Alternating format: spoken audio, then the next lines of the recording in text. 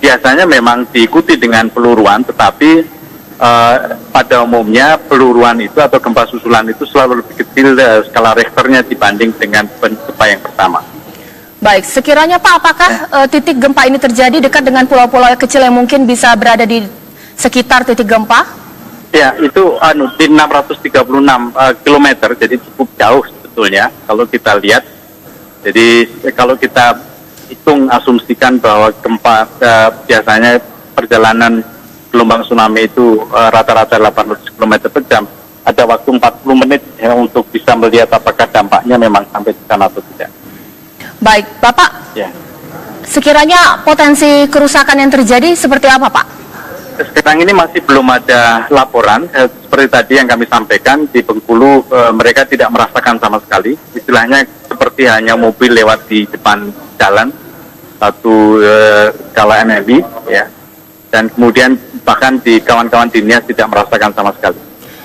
Baik, Ya. sekiranya kapan potensi tsunami ini akan dicabut, Pak? Apakah mungkin dalam waktu dekat atau mungkin tidak? Ya, pada umumnya 1 jam sudah informasi yang pertama. Kalau memang itu tidak terjadi. Baik, Pak Andi. Ya. Baik, Bapak Andi. Terima kasih. Mohon maaf ini baru preliminary informasi. Kami akan. Terima kasih. Selamat malam. Baik, terima kasih Bapak Andi Eka Sakya yang mengabarkan langsung bagaimana kemudian informasi terbaru dan juga terkini, diminta agar masyarakat tidak panik bahwa potensi tsunami ini terjadi jauh dari daerah-daerah yang bisa dikatakan berpotensi terhadap masyarakat sekitar. Ini dicatat bahwa bukan 8,3 skala Richter, tapi bisa diralat merupakan 7,8 skala Richter. Informasi dari Bapak Andi. Dan ini gempa terjadi dirasakan oleh masyarakat Lampung dan juga Bengkulu dan tidak dirasakan oleh masyarakat Bukit Tinggi. Sekali lagi diinformasikan, meskipun bahwa potensi tsunami ini kemudian dirasakan hanya sekali, tapi masyarakat harus mengantisipasi. Lalu bagaimana kemudian kontributor Sumatera Barat, Padang Sumatera Barat yang bisa mengabarkan kondisi terkini di sana, mengabarkan bagaimana dan apa yang dilakukan oleh masyarakat di Padang Sumatera Barat? Langsung saja kita menyapa, selamat malam. Halo. Selamat malam, bagaimana bisa dijelaskan saat ini kondisi masyarakat dan apa yang dikatakan oleh masyarakat di sana merasakan efek gempa yang terjadi ini?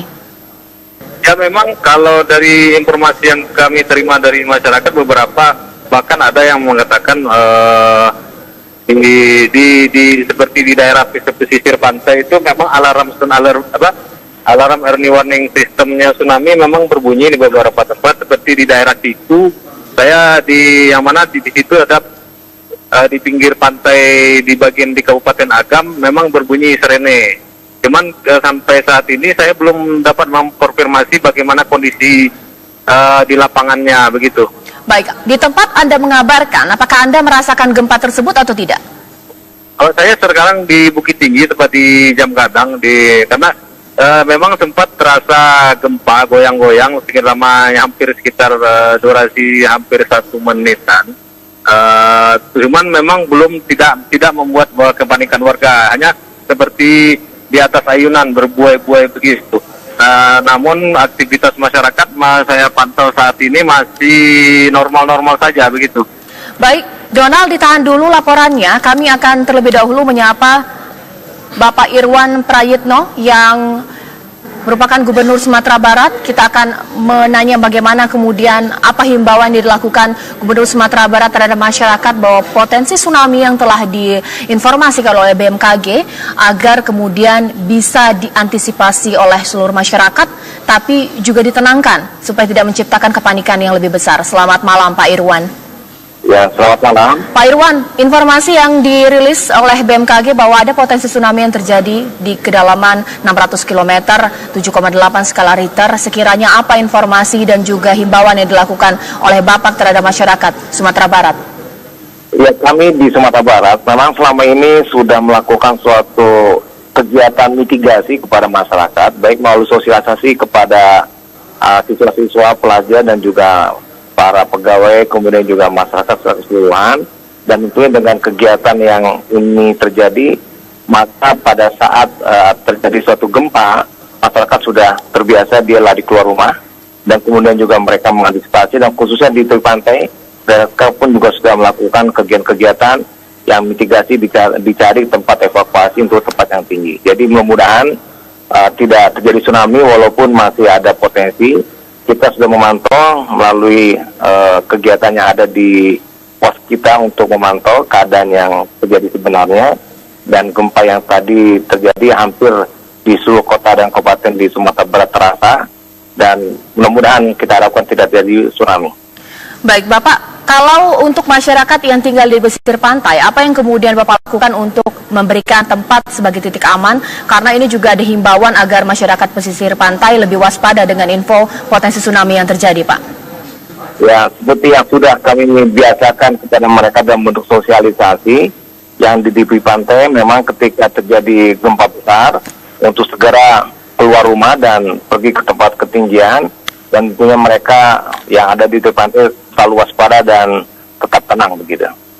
Baik, Bapak, untuk masyarakat yang ada di Kota Padang sendiri, apa yang merupakan tempat titik eksodus ya Pak yang bisa dicapai mereka, dan ini juga menjadi tempat antisipasi apabila memang kemudian ini bisa meningkat himbauannya? Ya, jadi kami sudah koordinasi dengan Bapak Wali Kota Padang, Bapak Mahadi, dan Bapak Mahadi juga sudah melakukan koordinasi langsung kepada aparatnya yang di bawah. Dan insya Allah mudah-mudahan suatu sistem koordinasi yang sudah kita buat selama ini dalam rangka mitigasi bisa berjalan dengan baik. Dan mudah-mudahan ini sudah terlaksana kegiatan yang dilakukan di bawah koordinasi langsung Pak Wali Kota Padang. Baik, Bapak bisa diinformasikan dengan kedalaman 10 km gempa yang terjadi 8,3 skala Richter, atau maksud kami 7,8 skala Richter. Dikatakan oleh BMKG bahwa memang sangat jauh dengan pemukiman penduduk. Tapi Bapak sebagai Gubernur Sumatera Barat sendiri, sekiranya berapa banyak warga yang memang kemudian tinggal di sekitar pesisir pantai yang dekat dengan sumber gempa tersebut, Pak?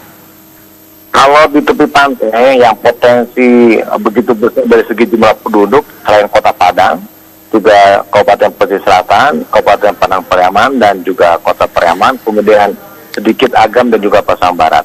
Dan kemudian tentu Mentawai sebagai satu kepulauan yang juga di situ sumbernya tentu juga potensi besar. Namun demikian. Baik, Pak Andi.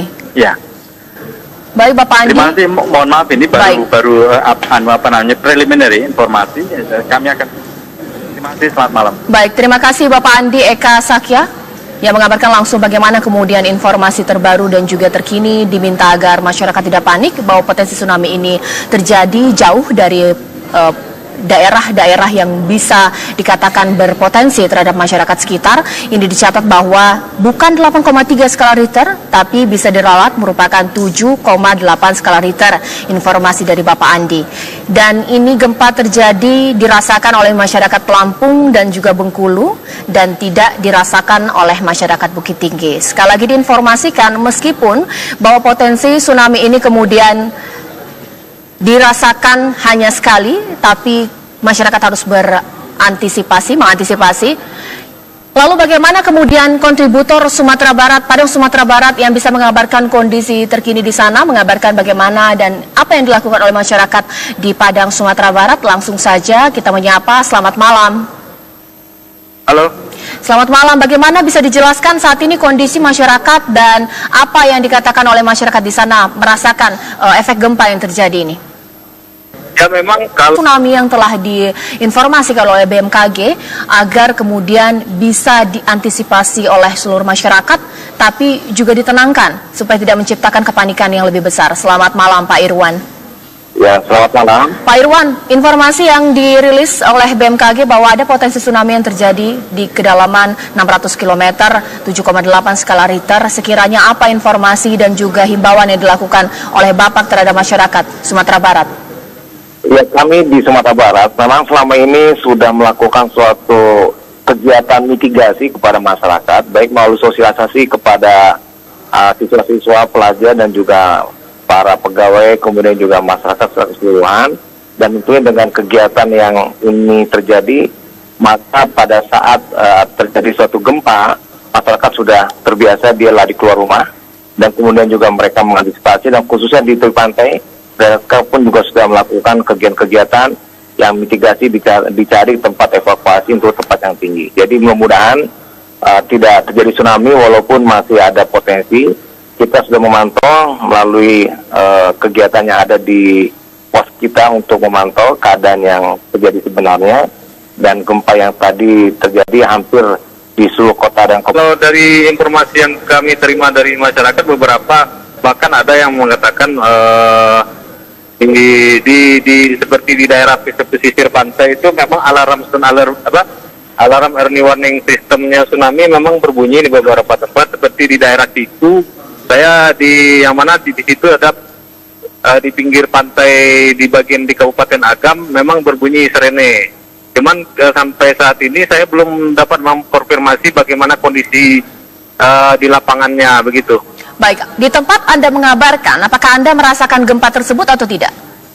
Kalau saya sekarang di Bukit Tinggi, tepat di Jam Gadang, karena memang sempat terasa gempa goyang-goyang sekitar lamanya hampir sekitar durasi hampir 1 menitan.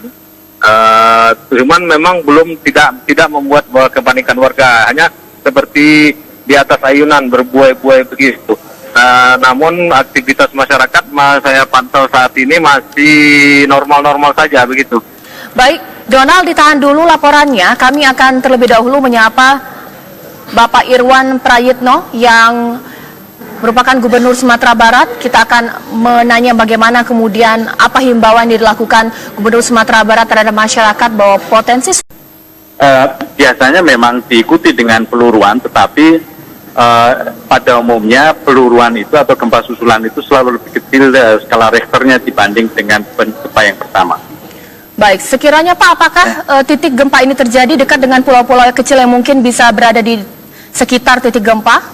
Ya, itu di 636 km, jadi cukup jauh sebetulnya kalau kita lihat. Jadi kalau kita hitung asumsikan bahwa gempa biasanya perjalanan gelombang tsunami itu rata-rata 800 km per jam, ada waktu 40 menit ya, untuk bisa melihat apakah dampaknya memang sampai di sana atau tidak. Baik, Bapak, Ya. sekiranya potensi kerusakan yang terjadi seperti apa, Pak? Sekarang ini masih belum ada laporan, seperti tadi yang kami sampaikan, di Bengkulu mereka tidak merasakan sama sekali, istilahnya seperti hanya mobil lewat di depan jalan, satu skala MMI, ya. Dan kemudian bahkan di kawan-kawan dinas tidak merasakan sama sekali. Baik, Ya. sekiranya kapan potensi tsunami ini akan dicabut, Pak? Apakah mungkin dalam waktu dekat atau mungkin tidak? Ya, pada umumnya 1 jam sudah informasi yang pertama. Kalau memang itu tidak terjadi.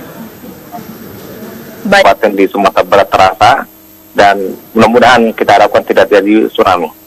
Baik, Bapak, kalau untuk masyarakat yang tinggal di pesisir pantai, apa yang kemudian Bapak lakukan untuk memberikan tempat sebagai titik aman? Karena ini juga ada himbauan agar masyarakat pesisir pantai lebih waspada dengan info potensi tsunami yang terjadi, Pak. Ya, seperti yang sudah kami biasakan kepada mereka dalam bentuk sosialisasi, yang di tepi pantai memang ketika terjadi gempa besar, untuk segera keluar rumah dan pergi ke tempat ketinggian, dan tentunya mereka yang ada di tepi pantai selalu waspada dan tetap tenang begitu.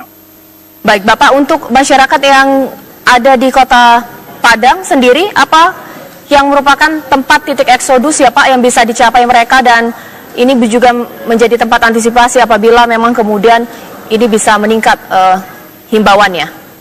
Ya, jadi kami sudah koordinasi dengan Bapak Wali Kota Padang, Bapak Mahadi, dan Bapak Mahadi juga sudah melakukan koordinasi langsung kepada aparatnya yang di bawah. Dan insya Allah mudah-mudahan suatu sistem koordinasi yang sudah kita buat selama ini dalam rangka mitigasi bisa berjalan dengan baik. Dan mudah-mudahan ini sudah terlaksana kegiatan yang dilakukan di bawah koordinasi langsung Pak Wali Kota Padang. Baik, Bapak bisa